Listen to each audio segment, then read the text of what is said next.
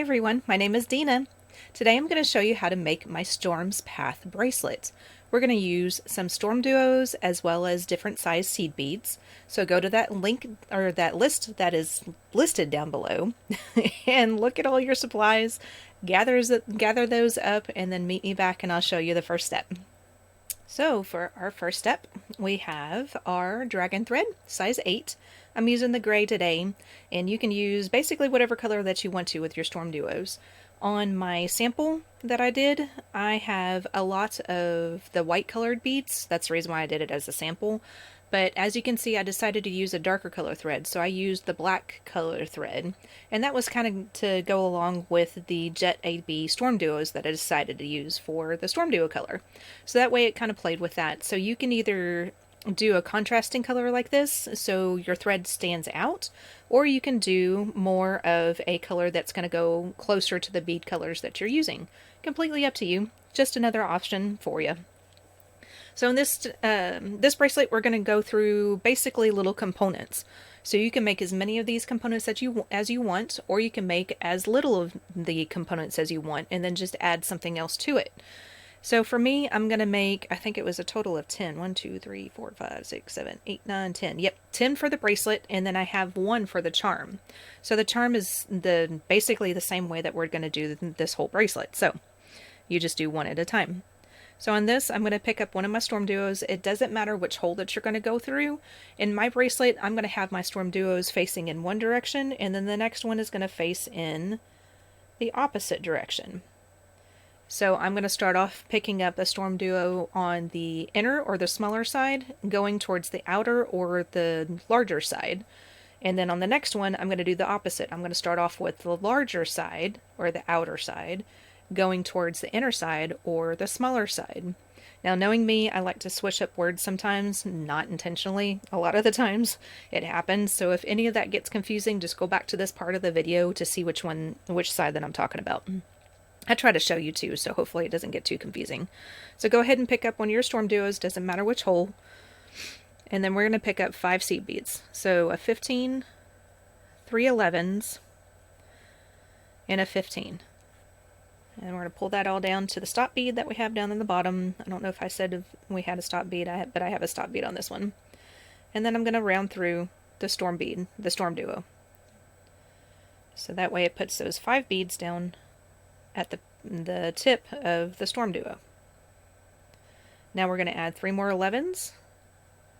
We're coming out of that bottom hole, or that first hole of the StormDuo. We're going to go through the open hole that we haven't gone through yet. So that puts the 3, oops, can't see that very well. That puts the 3 seed beads along the side of it. We're going to do the same thing on the other side. So 3 more seed beads. Go through the first hole of that StormDuo.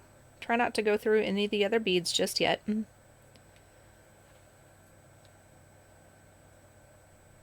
Now we're going to go through the 3 11s that we added on the opposite side.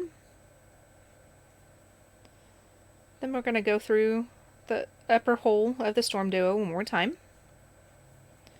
Now we're going to copy what is down here on the other side. So we're going to pick up a 15, 3 11s, and a 15. And then we're going to round through that. So go back through the StormDuo hole one more time. I keep saying that one more time. We're going to proceed through the 15 and the first 2 of the 3 11-os. So that way we're coming out of the tip. This is where we're going to add our 8-os. So pick up an 8-o and we're going to square stitch that on. So the thread's coming out of the right hand side of that 11-o. We're going to go through the left hand side, going towards the right hand side, just like that. That'll put your 8-o sitting on top of your 11-o. So I would go through that 8-o one more time. Just kind of helps to get it stabilized and make it sit right. So just like that. Now we're going to go through this side of the StormDuo down to this middle bead right here to do the same thing and add an 8-o down there. So we're going to continue through the beads until we get down there.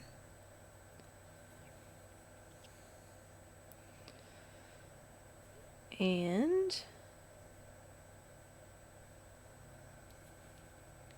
Get down on this side, and we're going to add our 8/0 there too. So square stitch this little guy on.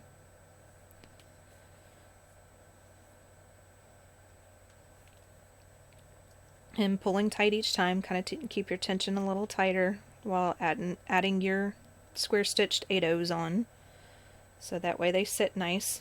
But you want them sitting on top of your 11/0. You don't want them off to the side or anything like that, because this is how we're going to connect to the next StormDuo. So that is essentially what your charm is going to look like as well, in which I've already made mine. So this is what your charm looks like. So if you're doing the charm portion of this, you just do this and then tie off at your sharp thread, and then now you have your charm done. But if you're not doing your charm and you're doing the bracelet portion of it, then this is how you continue on. So we're coming out currently that 11/0 that's on this side. We want to get through to this 8/0 over here off to that side. So continue on through the beads off to the left, or the left-hand side of your StormDuo. And eventually get to that 8/0 by going through those 15, that 15, the 11, the second 11, and then get yourself up to that 8/0. Go through that one. Now to start the next portion, the next StormDuo, we're going to have to square stitch on an 11/0. This 8/0 is going to share the this component down here, and then also the component up here. So we're going to square stitch on 11/0. So put an 11/0 on and do that the same way that we did in the previous step.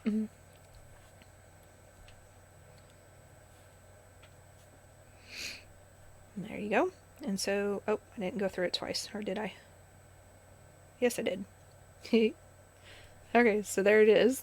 Now we're going to add an 11, a 15, our next StormDuo, but like I had said earlier, I'm going to go in an opposite direction. So right now, my StormDuo is facing in this direction. I don't think I flipped it. Did I flip it? Nope. Okay. So our StormDuo is facing in this direction, where the bigger side is on the right-hand side, on the bottom hole, and the smaller side's on the left-hand side. So this one, I'm going to pick up, I think it was this one actually. I think it's this way.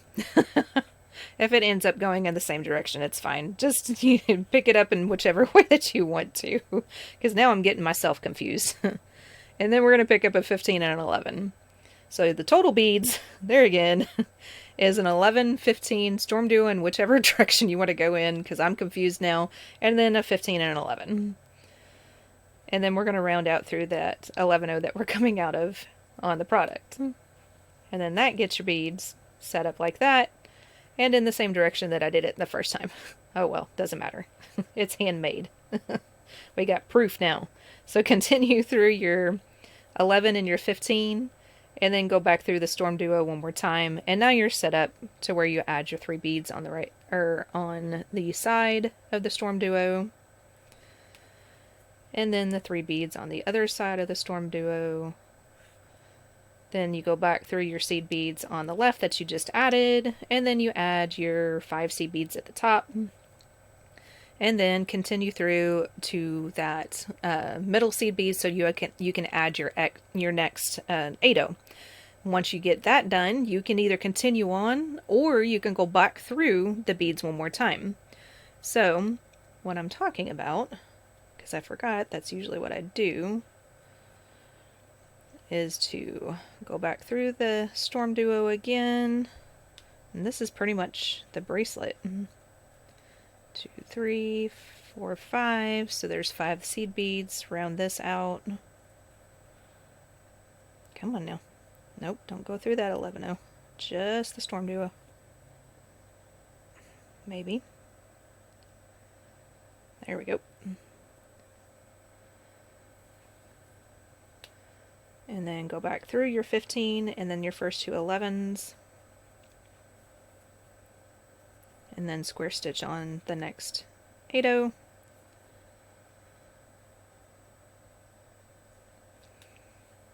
Okay, so this is where I'm saying that you can either do it one of 2 different ways. You can go back through all your beads around the edge again, which is what I actually did in my sample itself. So I'm going back through the 11, the 15, 3 11s, the next 15, going through the 3 11s at the other tip of the StormDuo, and back up to the 8 up here at the top to where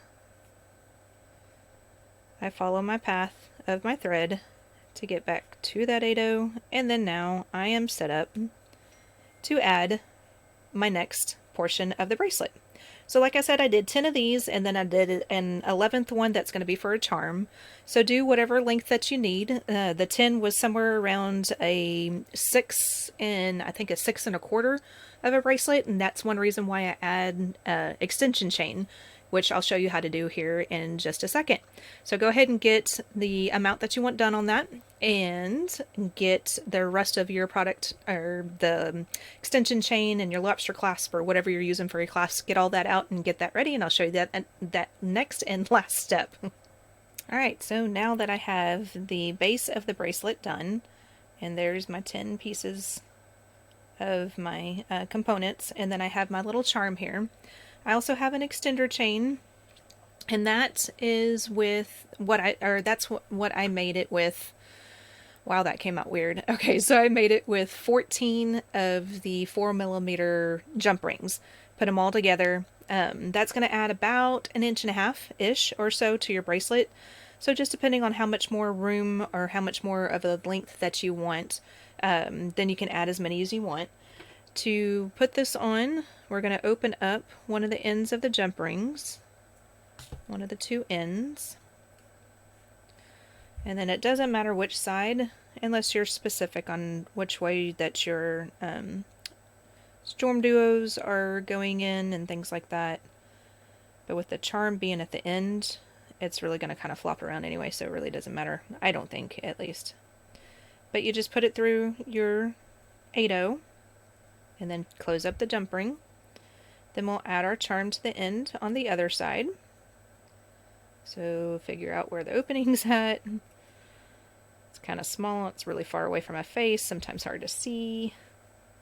And then just do the same thing with this jump ring. Go through one of the tips, one of the 8 tips. Maybe. Of course, it's going to be a little difficult.